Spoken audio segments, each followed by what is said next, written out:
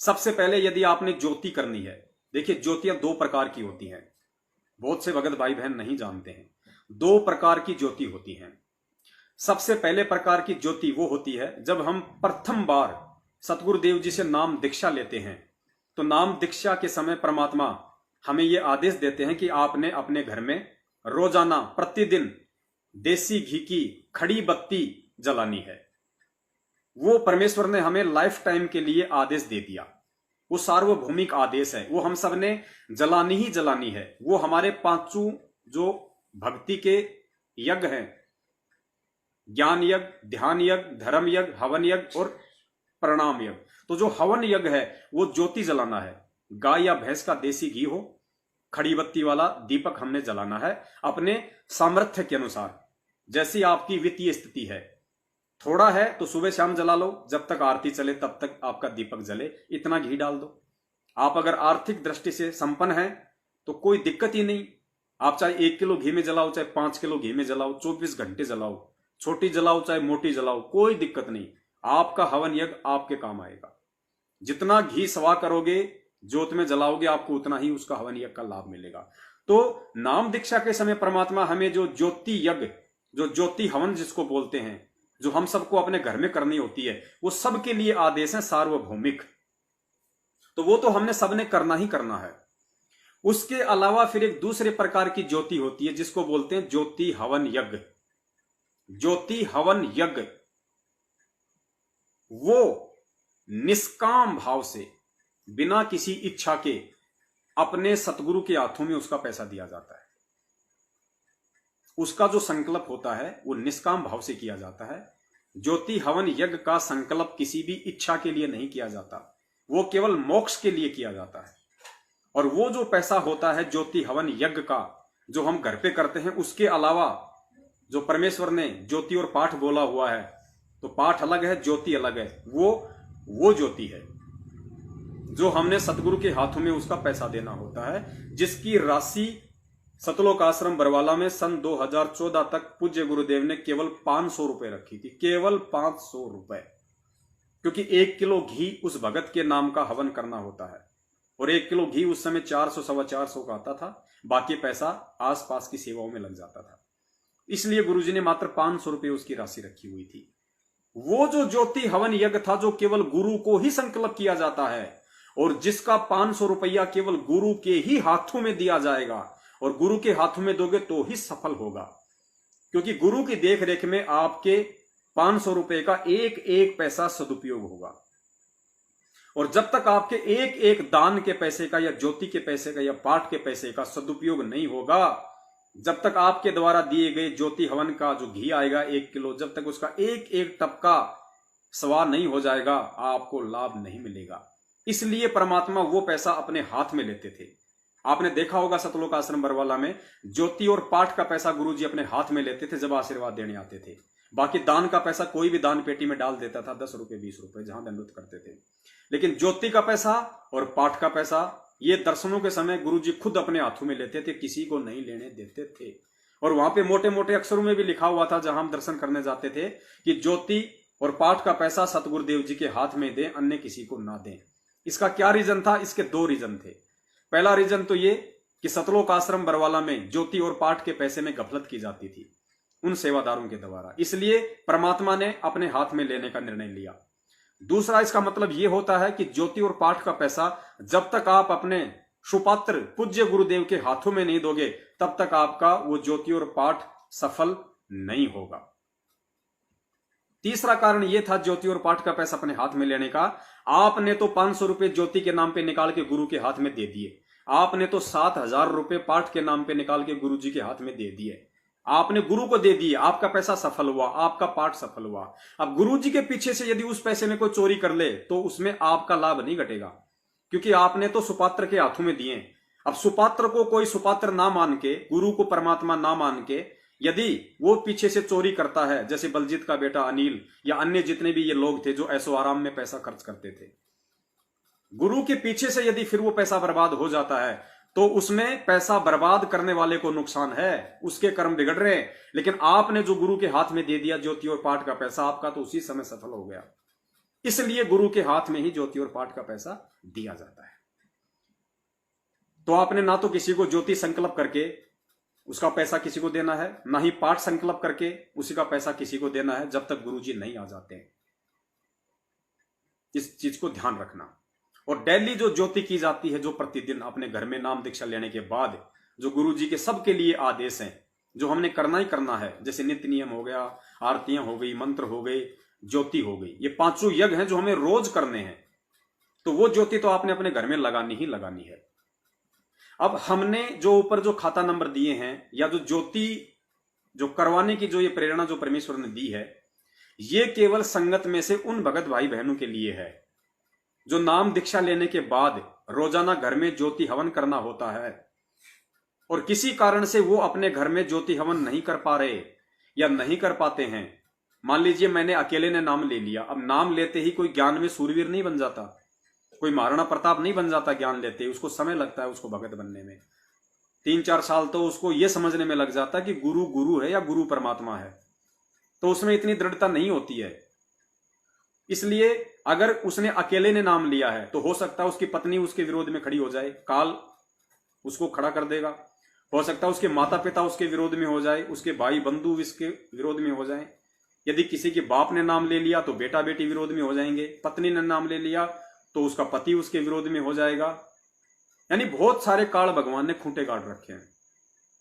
तो जो भगत भाई बहन नाम दीक्षा लेने के बाद या संकल्प नाम लेने के बाद, और जो प्रतिदिन हमने 500 यज्ञ में से एक यज्ञ जो हवन यज्ञ है, जो अपने घर में ज्योति जलाई जाती है, यदि वो अपने घर में ज्योति नहीं जला पा रहे हैं, वो यदि अपना हवन यज्ञ नहीं कर पा रहे हैं, तो ऐसे भगत भाई बहनों के लिए परमपिता परमेश्वर सतगुरु रामपाल जी महाराज जी ने आने वाले महाविनाश के समय से बचाने के लिए, क्योंकि हवन यज्ञ भी होना बहुत जरूरी है, भक्ति के साथ साथ 500 यज्ञ होना बहुत जरूरी है। चाहे आपने संकल्प दीक्षा ली हो, चाहे आपको मंत्र नाम दीक्षा में ली हो, चाहे आपको फर्जी नामदान केंद्रों से दीक्षा में ली हो, ये 500 यज्ञ करने आपके लिए अति आवश्यक है।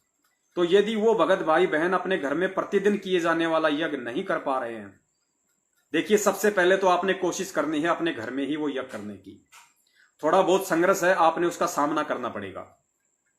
थोड़ा उसके बाद में परमात्मा भी आपके साथ हो जाता है। आपने कोशिश करनी पड़ेगी, आपने संघर्ष करना पड़ेगा। फिर भी आपको लगता है कि भाई मेरी दाल बिल्कुल भी नहीं गलेगी, या फिर आप किसी व्यापार की दृष्टि से, किसी बिजनेस की दृष्टि से, किसी काम धंधे की दृष्टि से अपने परिवार से दूर रहते हैं, अपने घर से दूर रहते हैं, और आप अकेले ही उपदेशी हैं, आपके पीछे से भी कोई ज्योति जलाने वाला घर में नहीं है, अन्य कोई उपदेशी नहीं है, तो ऐसी परिस्थिति में उन भगत भाई बहनों ने ही हम सत्सेवकों के माध्यम से जो परमात्मा ज्योतियां जलाने की व्यवस्था करवाने जा रहे हैं एक जगह, वो ज्योति के लिए उनकी ज्योतियां जलें, उनका वो हवन यज्ञ कंप्लीट हो, पूर्ण हो, क्योंकि हमारा तो उसमें कोई सहयोग नहीं है। पैसा आप लोगों की अपनी मेहनत का है, पैसा आप लोग दे रहे हैं, हम केवल इतना कर रहे हैं, आप लोगों के सेवादार बनके, आपके नौकर बनके, उस परमात्मा के दास बनके हम आपका हवन यज्ञ संपूर्ण करवाने में आपके सहयोगी हैं। इससे बढ़ के हमारा और कोई योगदान नहीं है। तो ऐसी जिनके साथ में भयंकर परिस्थितियां हैं वर्तमान में, जो नहीं जला पा रहे किसी भी कारण से, ऐसे भक्तों को ही ऊपर जो खाता नंबर दिए गए हैं उस खाता नंबर में उन्होंने पैसा डालना है। अब वो उनकी मर्जी के ऊपर निर्भर करता है। वो 100 रुपया डालते हैं तो 100 रुपए का ही उनका घी आएगा और 100 रुपए का ही उनका हवन होगा। यानी हम जो ज्योतियां जलाएंगे 10, 15, 20, 50, 2-2 किलो घी की या 1-1 किलो घी की, उसमें सामूहिक रूप से सबका घी डाला जाएगा। आपने जिस खाते में जो पैसे डालने हैं, ऊपर जो खाता नंबर है, दास एक बार बोल के भी आप लोगों को बता देता है। वैसे तो ऊपर जो मैसेज है उसमें खाता नंबर दिया गया है एक्सिस बैंक का, कजोड़मल कुमावत, ब्रांच वैशाली नगर जयपुर, एक्सिस बैंक है। खाता नंबर है, एक बार मैं आपको बोल के भी सुना देता हूं, 31101000119092। हिंदी में बोल रहा हूं, 31100101119092। IFCE कोड नंबर है UTIB 00000311, UTIB 00000311। अगर कोई फोन पे करना चाहे, गूगल पे करना चाहे तो कजोड़ भगत जी के नंबर ऊपर लिखे हुए हैं, मैं आपको बोल के सुना देता हूं। 9829783632 9829783632। एक बार दोबारा से नंबर रिपीट कर देता हूं गूगल पे और फोन पे के लिए, 9829783632 कजोड़ मल कुमावत। इन खाता नंबरों पे या इस मोबाइल नंबर पे गूगल पे के माध्यम से या फोन पे के माध्यम से आप जी अपनी ज्योति के लिए, घी के लिए इसमें पैसा डाल सकते हैं। और पुण्यात्माओं, एक चीज का विशेष ध्यान रखना, ज्योति हवन का पैसा जो प्रतिदिन किया जाता है और जो आप अपने घर पे नहीं कर पा रहे हैं लाख कोशिशों के बावजूद भी, देखिए हम आपसे पुनः निवेदन करते हैं, अगर थोड़ा बहुत ही संघर्ष है, आपको लगता है कि अगर मैं थोड़ा बहुत संघर्ष करूंगा तो मेरी दाल घर में गल जाएगी, मुझे कोई दिक्कत नहीं होगी, वो व्यक्ति संघर्ष करे परमात्मा को याद करके, परमात्मा से प्रार्थना करके। वो व्यक्ति बिल्कुल भी जो संघर्ष कर सकता है वो व्यक्ति इस खाते में 1 रुपया भी ना डाले अपने हवन के लिए। और जिसको लगता है कि मेरी लाख कोशिशों के बावजूद भी मैं अपना ज्योति हवन यज्ञ नहीं कर पाऊंगा और मेरा यज्ञ नहीं हो पा रहा है, जो 2-2 दिन, 5-5 दिन, 10-10 दिन किसी काम धंधे के सिलसिले में बाहर रहता है, नहीं कर पाता है, और जिसके पीछे से उसके बाल बच्चे भी उपदेशी नहीं है, उसके घर पे भी नहीं हो पाता है, और घर में भी जिसका विरोध है, केवल वही भगत भाई बहन इस पूरे वीडियो को देख के, अच्छे से समझ के, हर अपनी शंकाओं का निवारण करके उसके बाद ही इस खाता नंबर में आपकी इच्छा है, क्योंकि ये कोई वो वाली ज्योति नहीं है कि आपने 500 रुपए ही डालने हैं। 500 रुपए तो हमने केवल इसलिए लिखे हैं क्योंकि 1 किलो घी आता है 500 रुपए का, तो 1 किलो घी से नीचे तो कौन डालता है। अपने घर पे भी अगर हम रोजाना जो हवन करते हैं, अगर मार्केट से घी लाते हैं तो 1 डब्बा तो ले ही आते हैं 1 किलो का। फिर भी आपकी मर्जी है, आप जी 100 रुपए से लेकर फिर आपकी मर्जी है 200, 400, 500, 1000, 2000, 5000, जैसी आपकी इच्छा है, जैसे आपको परमात्मा प्रेरणा करें उस हिसाब से आप जी इस खाता नंबर में अपने हवन के लिए पैसे डाल सकते हैं। और पुण्यात्माओं, विश्वास करना, ये विश्वास की भक्ति है और ये अंतिम चरण है सेवकों की छटनी का, भक्तों की छटनी का। परमपिता परमेश्वर सतगुरु रामपाल जी महाराज जी ने आने वाले समय में अपने मिशन को अंजाम तक पहुंचाने के लिए केवल सत्सेवकों के माध्यम से ही छटनी शुरू की है। बाकी जितनी भी जो गंदगी है वो निकल चुकी है, वो छट चुकी है। सबके कर्म कुकर्म आप लोगों के सामने हैं। मां बहनों की गालियां देना, माता बहनों के साथ बलात्कार करना, नामदान केंद्रों पे बुला के, भक्तों के घरों में जा जाके उनको लठों से मारना, उनको पीटना, गुरुजी के नाम पे लोगों का दान खाना, हड़पना, रक्तदान करवाना, दे दान करवाना, भक्तों से राजनीति करवाना। यानी अब दास आपको क्या बताए कि एक गटर से भी ज्यादा जो गंदगी है वो इन लोगों ने इस परमात्मा के भक्ति मार्ग में फैलाई है, जो कोऑर्डिनेटरों के नाम से जाने जाते हैं, नामदान संचालकों के नाम से जाने जाते हैं, सतगुरु रामपाल जी महाराज जी के कलयुगी परिवार, बेटा बेटी, भाई बंधु, रिश्तेदार और जवाइयों के नाम से जाने जाते हैं। सबसे ज्यादा गंदगी इन लोगों ने इस मार्ग में फैलाई है। और आज से यदि आप हवन यज्ञ का संकल्प कर लेते हैं, ज्योति का जो गुरु के नाम पे की जाती है, अगर आप संकल्प कर लेंगे सच्चे मन से और पाठ का संकल्प कर लेंगे सच्चे मन से और पैसा गुरुजी के आने के बाद ही देंगे, पुण्यात्मा सत्कर्म मारना आपके साथ में आज वही होना शुरू हो जाएगा जो वास्तव में एक भगत के साथ होता है। लेकिन उसके लिए कुछ मर्यादाएं हैं। सबसे पहले आपने इन मनवस लोगों का साथ छोड़ना पड़ेगा। सतलोक आश्रम मैनेजमेंट हरियाणा वालों का, कोऑर्डिनेटरों का, नामदान संचालकों का अपने मोबाइल से नंबर डिलीट करने पड़ेंगे।